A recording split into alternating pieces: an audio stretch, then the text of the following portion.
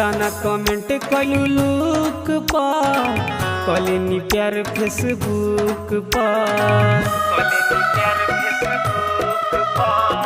इतना कमेंट कलू लुक पा कलिनी प्यार फेसबुक पा पढ़े बैठी जब हम सुना पढ़े बैठी जब हम सुना लौके लो खाली बुक पा इतना कमेंट कलू लुक पा कलिनी प्यार फेसबुक पा इतना कमेंट कलू लुक पा कलिनी प्यार फेसबुक पा।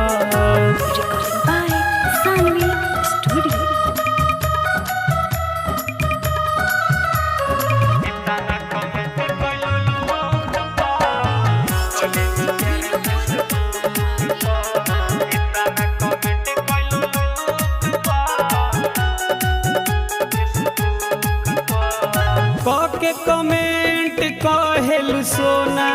हीरो जैसन लागेला पास तोहरा आवे चाही तो दूर काहे भागेला के कमेंट कहेलु सोना हीरो जैसन लागेला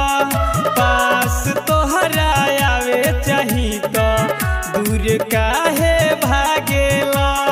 कोरोना बड़ाई इतना कोरोना बड़ाई इतना डर लगेला हमरा झूठ पर इतना कमेंट कलू लुक पर कलिनी प्यार फेसबुक पर इतना कमेंट कलू लुक पर कलिनी प्यार फेसबुक पर। Recording by Sanvi studio.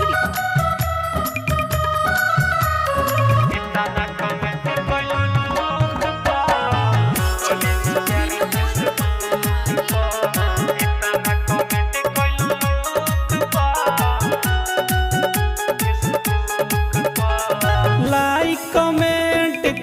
के गोरी हमारो मन पगलावेलू बचन बिहारी के काहे सुना इतना तू सतावेलू लाइक कमेंट के गोरी हमारो मन पगलावेलू बचन बिहारी के काहे सुना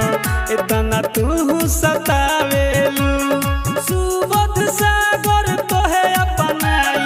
सुबोध सागर तोहे अपनाई कवनो दुख चाहे सुख पा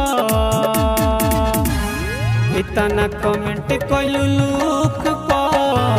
कलिनी प्यार फेसबुक पा इतना कमेंट कलू लुक पा कलिनी प्यार फेसबुक पा।